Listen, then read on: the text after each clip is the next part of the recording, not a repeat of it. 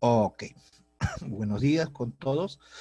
Vamos a empezar la clase de práctica de forma virtual, ¿no? En relación al curso de Anatomía Aplicada, tercer ciclo de la Universidad San Martín de Porres.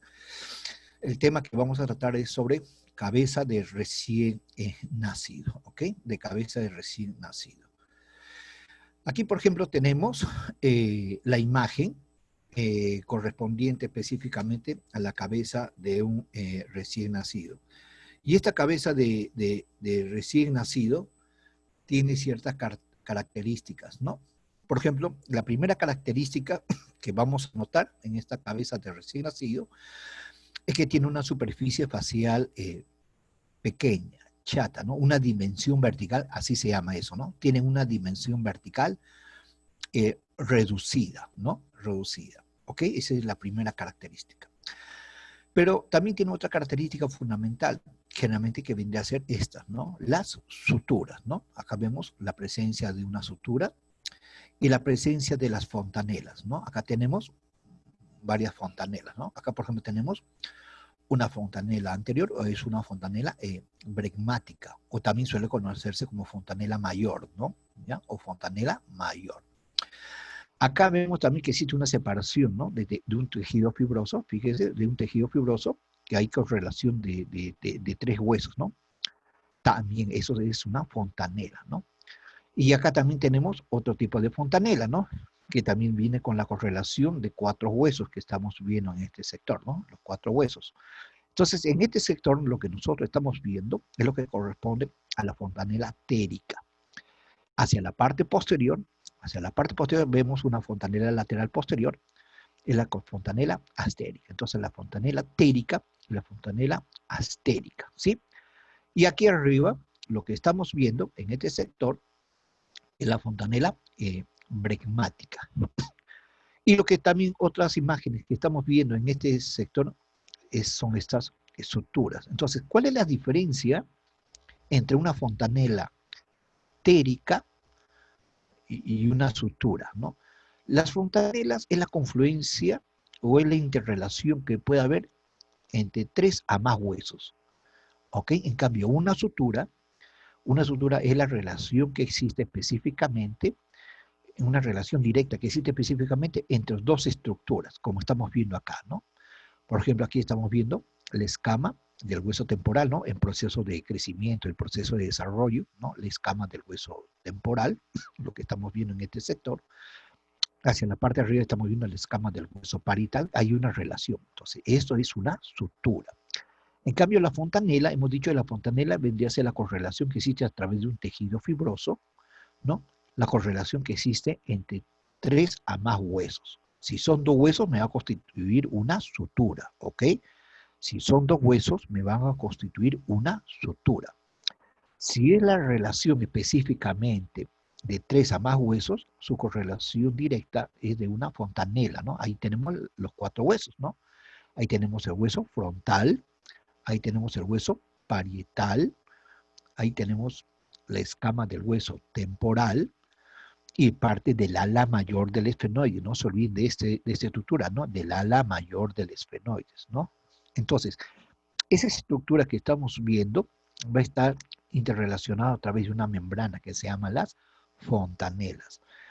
En la parte posterior, entonces esto sería la fontanela térica, ¿no? Hacia la parte posterior, acá tenemos la confluencia o la interrelación que existe entre tres huesos, ¿no? En proceso de crecimiento y desarrollo.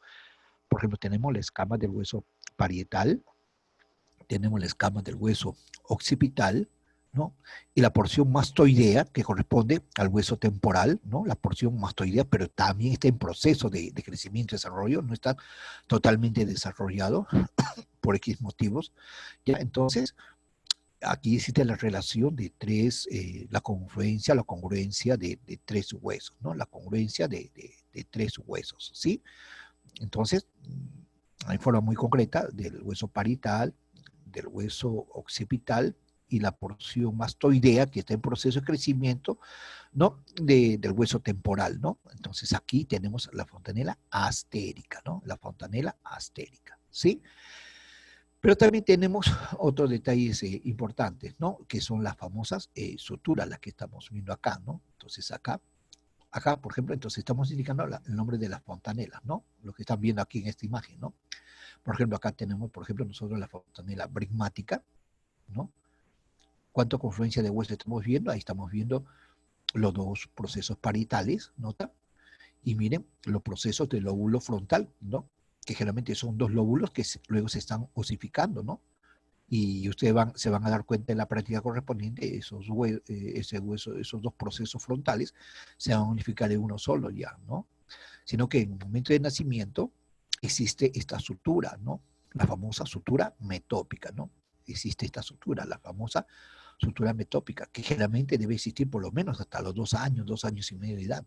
3 años, 4 años, ya no se debe notar esta sutura.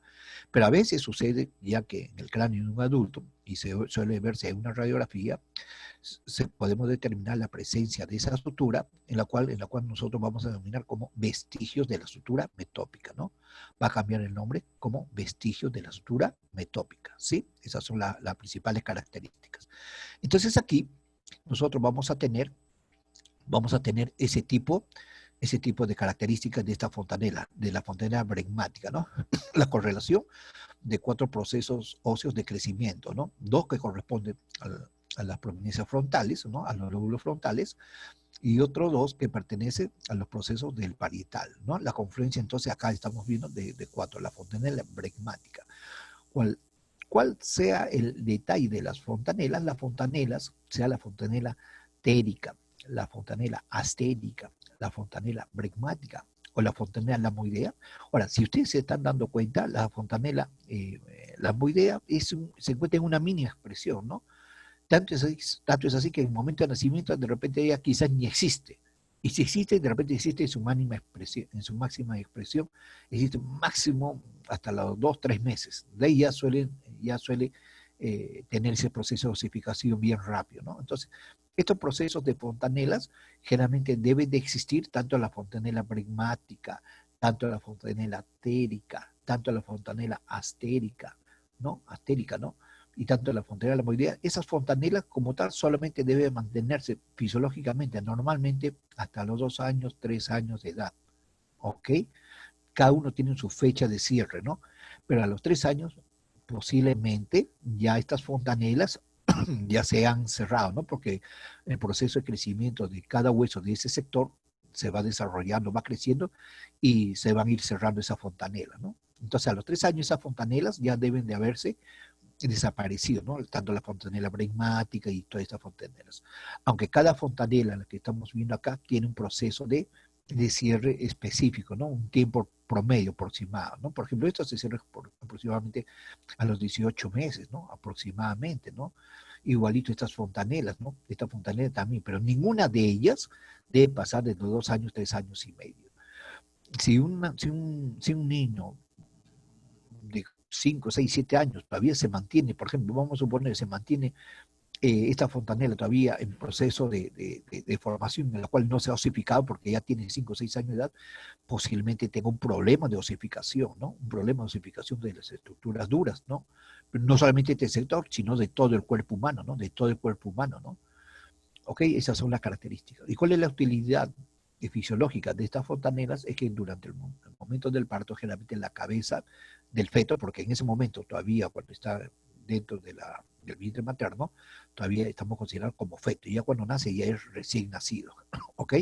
Entonces generalmente estos huesos se van a superponer uno sobre otro, ¿no? Se van a deformar. Es el único momento que tiene, es un movimiento netamente activo de ese proceso, ¿no? Porque cada uno de esos huesos se suele superponer, ¿no? Generalmente tienen una forma triangular, pero luego se vuelve a su posición normal, ¿no?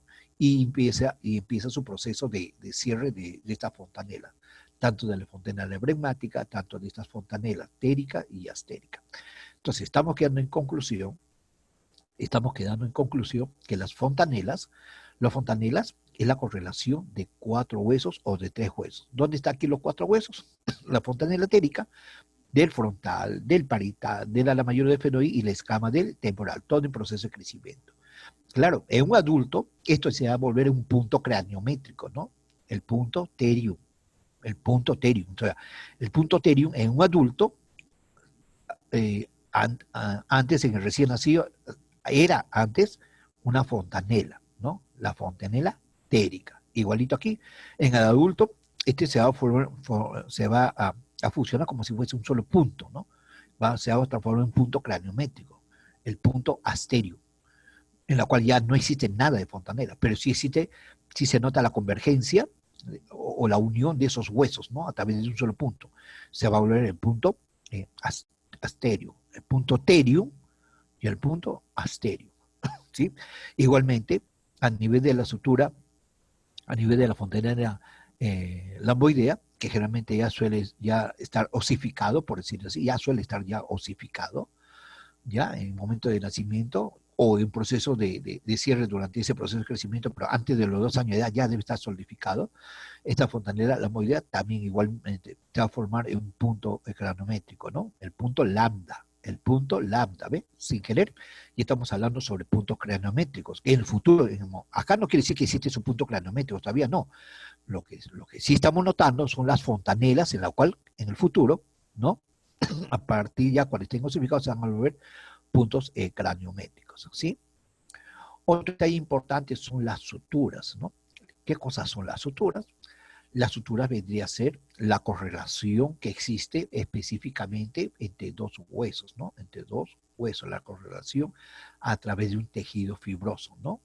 Que entre 2 huesos. Entonces, cada uno tiene su forma de sutura, ¿no? Por ejemplo, esta es la famosa sutura coronal, ¿no? Esta es la famosa sutura coronal, que me está separando generalmente el proceso frontal y el proceso parietal.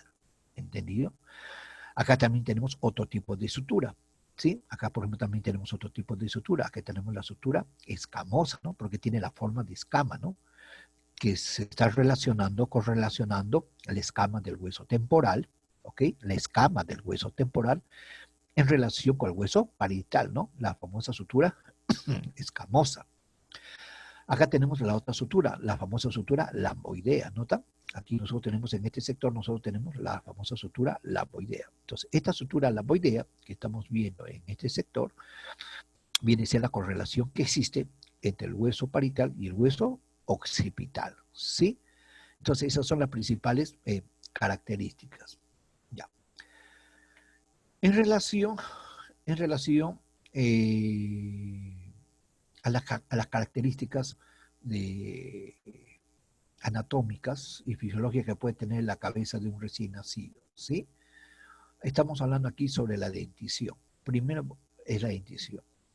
Primer detalle, lo que nos va a llamar bastante en consideración es la superficie, la dimensión vertical del recién nacido. Acá se puede ver con toda claridad,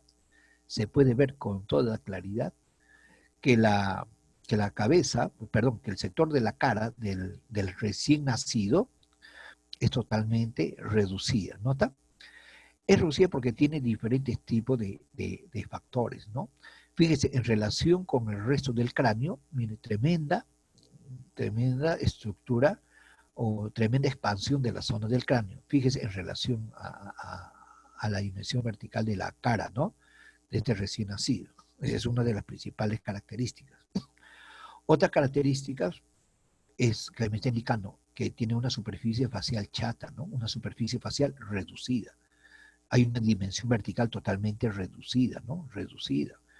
Eso generalmente en puntos de estudios cefalométricos lo ven por el punto nacium y el punto pogonio. Entonces, entre el punto nacium y el punto pogonio hay una dimensión, ¿no? Eso ya en el futuro, ¿no? Que estamos iniciando, ¿no? Se toma como esa consideración, ¿sí? Entonces, también otro detalle es la articulación. Miren aquí la zona de la articulación temporomandibular, ¿nota? La zona de la articulación temporomandibular, lo que estamos notando aquí, la articulación temporomandibular es totalmente reducida, fíjese, totalmente reducida la articulación temporomandibular. Es plano, ¿no? Las eminencias y depresiones características, que son características de la articulación temporomandibular, se encuentran en su mínima expresión. ¿Por qué? Porque no existe un movimiento de la mandíbula. El único movimiento de la mandíbula es movimiento de protrusión, de retrusión, ¿no? Es el movimiento fisiológico del amamantamiento, ¿ok? Entonces, Entonces es el único movimiento fisiológico, ¿no? Cuando va a amamantar, generalmente la mandíbula se mueve hacia adelante, hacia atrás. Es el único, por eso que tiene esa proyección de forma horizontal, ¿no? Las eminencias, las depresiones que suele existir, el cambio del ángulo mandibular también se va modificando conforme van apareciendo las piezas dentales. Entonces acá también, entonces, nosotros indicamos, a ver, en relación a la primera dentición, porque un recién nacido generalmente nace sin piezas dentarias, ¿no? Y las piezas dentarias temporales, claro, los gérmenes ya se encuentran dentro de las cavidades alveolares, ¿no? Pero todavía no se hace manifiesto durante el nacimiento. Se hace manifiesto a partir del quinto mes, del sexto mes, ¿no? Después del nacimiento ya comienza a aparecer los primeros dientes, ¿no? Generalmente a partir del sexto mes. Del sexto mes hasta los 2 años y medio. Hasta los 2 años y medio ya comienza a aparecer las piezas dentarias, ¿no? Entonces, conforme va apareciendo la pieza dentaria, la dimensión vertical de la cara del recién nacido va cambiando, ¿no? Entonces, hay recién nacido de primer mes, recién nacido de segundo mes, recién nacido de sexto, séptimo mes. Entonces, cuando ya tenemos ya el séptimo mes de vida, cuando ya tenemos el séptimo mes de vida, ya la dimensión vertical de la cara va aumentando. ¿Por qué? Porque va apareciendo los gérmenes. Miren aquí, miren, la tabla vestibular del cuerpo mandibular. Recuerden, ¿ah? Este es cuerpo mandibular y este es rama ascendente de la mandíbula. Recuerden esa anatomía. Área del cuerpo mandibular, claro, desde un recién nacido, área del cuerpo mandibular y rama ascendente de la mandíbula. Por favor, bien descrito. Cuerpo mandibular y rama ascendente de la mandíbula. Borde inferior de la mandíbula, ¿no? El borde inferior del cuerpo mandibular, el borde posterior o borde parotidio, que también tiene la misma nomenclatura, ¿ok? Claro, la mandíbula está en proceso de crecimiento y desarrollo. ¿Por qué también está en proceso de crecimiento y desarrollo? Porque también van apareciendo aquí piezas dentarias, ¿no? Van apareciendo aquí también las piezas dentarias que estamos viendo aquí, ¿no? Entonces, como va apareciendo aquí las piezas dentarias, la dimensión vertical de la cara del paciente o de este recién nacido, conforme va pasando ya los meses, ya va aumentando. Porque yo he mencionado que los primeros dientes aparecen a partir del sexto mes hasta los 2 años y medio, 3 años. A esa edad, 3 años, ya deben estar erosionados todas las piezas dentarias temporales. Temporales. ¿Ok? Entonces, conforme va apareciendo, la dimensión vertical de la cara de este recién nacido va aumentando a través de los meses, ¿no? Va aumentando. Entonces, si va apareciendo las piezas dentarias, entonces ya se va iniciando el proceso de digestión mecánica, ¿no? ¿Cuál es el proceso de digestión mecánica? En el momento en el cual ya la persona comienza a masticar ya alimentos ya semisólidos, sólidos, ¿no? Prácticamente. Entonces, la mandíbula comienza ya a realizar diferentes tipos de movimientos, ¿no? Movimientos de apertura y cierre, movimientos de lateralidad. Entonces, ¿qué es lo que pasa a nivel de la articulación temporomandibular? A nivel de la articulación temporomandibular se va movilizando, se va moviendo, se va modificando, se va desarrollando. Va a haber inminencias, va a haber depresiones, ¿no? ¿Por qué? Por la presencia de piezas dentarias. Y si funciona la articulación temporomandibular, y si funciona la articulación temporomandibular como tal, escuche bien, como tal, la articulación temporomandibular, significa que están funcionando los músculos masticadores, ¿no? Los músculos masticadores. Los músculos masticadores es prácticamente lo que van a dar movimiento a la zona de la mandíbula, ¿no? A la zona de la mandíbula. Entonces, fíjense que aquí ya entonces va apareciendo la pieza dentaria y los músculos masticadores van realizando los diferentes tipos de movimientos, ¿no? ¿Cuáles son los músculos masticadores?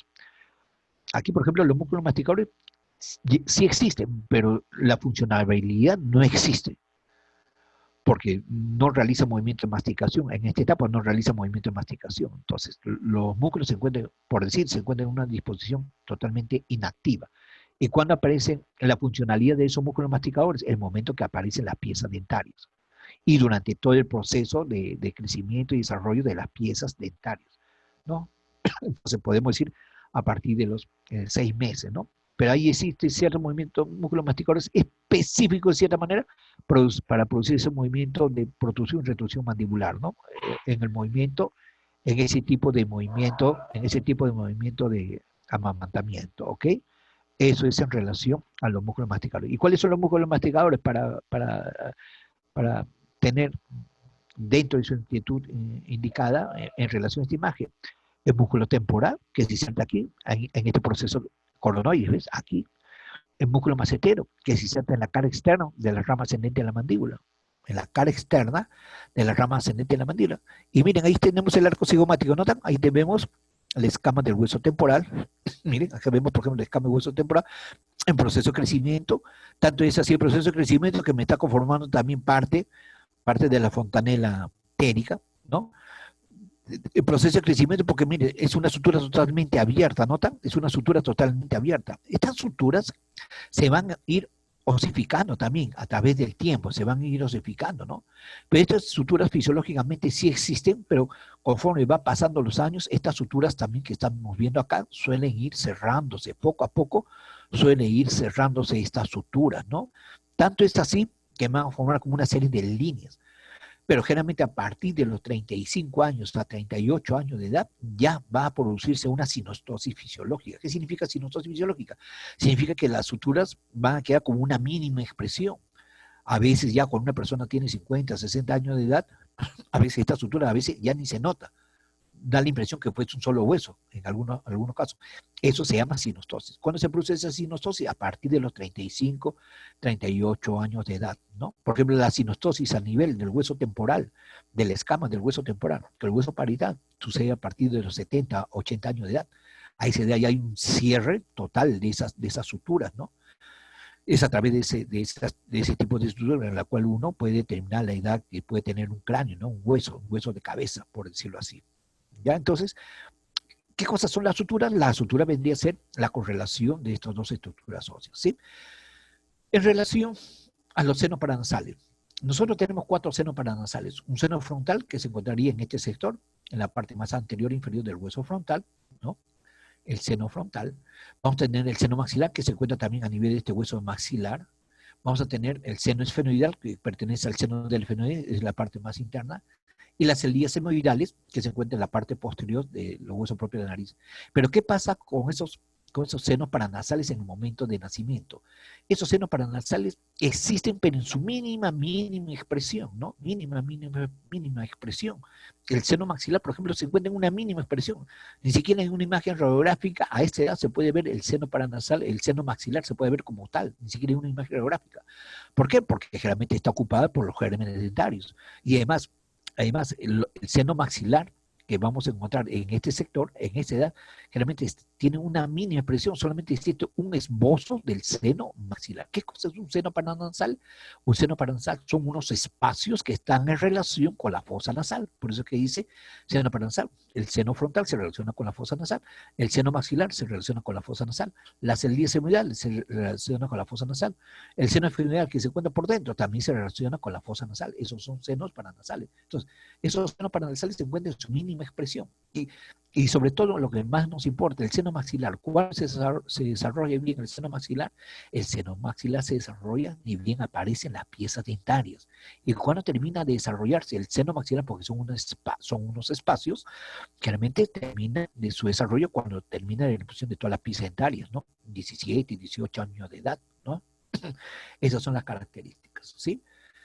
Otra característica de esta cabeza de recién nacido es que hay falta de desarrollo de los órganos del viscerocráneo. Están en proceso de desarrollo, ¿no? De los órganos del viscerocráneo, ¿no? Como los órganos del ojo, los órganos de la lengua, ¿no? De la fosa nasal, están en proceso de crecimiento y desarrollo. Miren, ahí está la característica principal. Miren aquí, una tremenda cavidad orbitaria totalmente amplia, extensa, ¿notan? Una tremenda cavidad orbitaria amplia, totalmente extensa. Esas son las características de la superficie ósea, ¿no? La superficie ósea orbitaria, ¿no? Miren, en relación con el resto de la cara, ¿no? De los huesos de la cara. Esas son las principales características. Ausencia de la función de los músculos masticadores. De existir, sí existe. El músculo temporal, que se encuentra en la línea curva temporal en este sector. El músculo macetero, que se encuentra en la cara externa de la rama ascendente de la mandíbula, hacia el borde inferior del arco cigomático. El músculo tiroideo interno y tiroideo externo que se encuentra por dentro de esta estructura del hueso mandibular, ¿no? Por dentro, sí existen, pero en su mínima expresión y en su mínima expresión de desarrollo y de funcionabilidad. porque todos esos músculos masticadores van a funcionar y se van a volver más activos conforme van apareciendo la pieza dentaria y conforme van realizando los diferentes tipos de movimiento mandibular, ¿no? Movimiento de descenso, de ascenso, de protrusión, de retrusión, de lateralidad, ¿no? Esas son las principales características. Otras características, generalmente, es que algunos huesos están divididos en porciones, acá como el hueso frontal. Tiene dos lóbulos de proceso de crecimiento, pero ustedes saben muy bien que ahora ya en la época adulta consideramos como un solo hueso, por esta sutura, para la famosa sutura metópica. Esta sutura metópica es una de las suturas específicamente que tiene una característica esencial, que existe en los huesos del recién nacido, sobre todo en el hueso frontal, pero solamente hasta los 2 años de edad, 2, 3 años de edad. Entonces, un niño de 5 o 6 años de edad ya no debe de existir esta sutura metópica, ¿no? Y si existe, suele denominarse, pero ya en una mínima expresión, como una línea totalmente casi borrada, generalmente no suele verse a simple vista, ¿no? En una imagen gráfica quizás puede verse, pero no debería existir. Pero si existiera, nosotros lo vamos a denominar vestigios de la sutura metópica. En este caso sí es una sutura metópica, ¿no? Y generalmente, normalmente debe estar hasta los 2 años y medio, 2 años y medio, 3 años de edad, ¿sí? Otro detalle importante, ausencia de las líneas temporales. A nivel del hueso parietal, a nivel del escama del hueso parietal, vamos a notar generalmente 2 líneas curvas anatómicamente visibles, ¿no? La línea curva temporal superior e inferior. Acá no lo notamos. ¿Por qué? Porque esos músculos no están en funcionamiento, son músculos temporales. Esos músculos temporales participan en movimientos de ascenso y de descenso de la mandíbula, ¿ok? Participan en movimiento de ascenso y descenso de la mandíbula, ese músculo temporal, ¿no? Y de retrusión de la mandíbula. Ya vamos a ver en su momento en la funcionabilidad de ese músculo, ¿no? Entonces, esas son una de las principales características, ¿no? Otro detalle, ausencia de la apófisis mastoides. Miren, acá tenemos el conducto auditivo externo, acá nosotros, por ejemplo, tenemos el conducto auditivo externo, y aquí tenemos el proceso mastoide, pero en su mínima expresión. Y ustedes saben que en la cabeza de un adulto o de un joven, la apófisis mastoide ya se encuentra evidentemente desarrollado y es bien visible. Pero acá fíjense que el recién nacido, el movimiento de flexión de la cabeza, de extensión de la cabeza, es su mínima expresión, es totalmente reducida.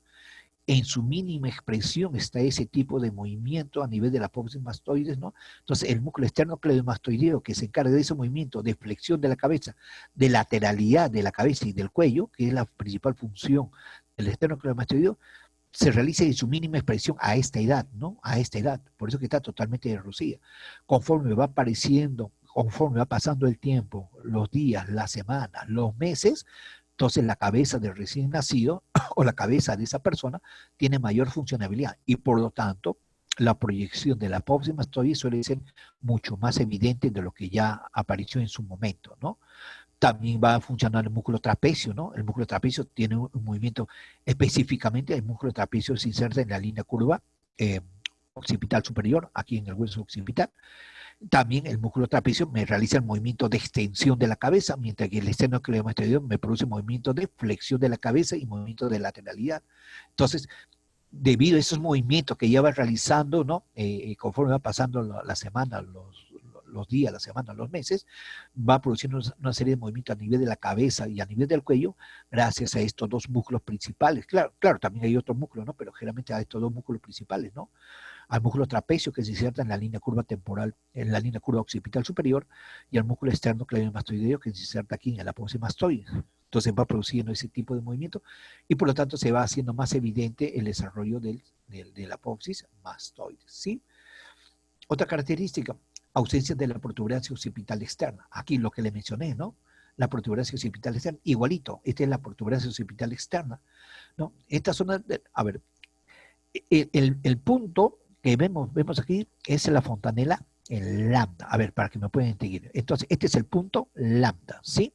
La fontanela lambda, que generalmente en un recién nacido ya suele estar osificado, por decirlo así. El punto lambda va a quedar como un punto craniométrico, punto lambda. Era una fontanela lambda, queda como un punto craniométrico lambda. Pero la protuberancia occipital externa no es en este sector, sino ligeramente más abajo, su propio nombre meténdicano, es una protuberancia que se encuentra en el hueso occipital y está en la parte más externa. Entonces, esta es la protuberancia occipital externa, ¿sí? En esta protuberancia occipital externa se va a insertar el ligamento nucal. Al costado de la protuberancia occipital externa van a ir unas líneas, las líneas nucales superiores, donde se va a insertar el músculo trapecio, que se encarga del movimiento de extensión de la cabeza, mientras que el esternocleidomastoideo, que pertenece a la apófisis mastoidea, produce movimiento de flexión de la cabeza. Entonces, si ustedes se están dando cuenta, la contraposición de la funcionabilidad de ambos músculos me hace de que estos procesos se vayan desarrollando poco a poco. Pero acá dice que la ausencia de la apófisis mastoides, ausencia de la protuberancia occipital externa. ¿Por qué? Porque todavía no existe esa funcionabilidad en la cabeza del recién nacido. ¿Ok? Y la proporción de la cabeza que hemos hablado, ¿no? Tenemos la dimensión vertical. La dimensión vertical es totalmente reducida, es chata, por decirlo así, ¿no? Y conforme va apareciendo lo que hemos mencionado, el desarrollo del seno maxilar. 1, 2, la erupción de la pieza dentaria. 3, el desarrollo de la articulación temporomandibular. Son puntos fisiológicos que, en cierta manera, me determinan el aumento de la dimensión vertical de la cara de recién nacido, ¿no? Conforme va pasando el tiempo. ¿Ok? Ya, entonces, por ahora, a ver, vamos a tomar el tiempo. Ya, hemos realizado un video aproximadamente de 40 minutos. Ya, entonces vamos a dejar de compartir la grabación indicada. ¿Ok? Vamos a dejar a compartir la grabación indicada y vamos a proceder a, realizar las preguntas, las dudas y en todo caso las preguntas que yo también puedo indicar en su momento. ¿Ok? Vamos a dejar de grabar. ¿Ok?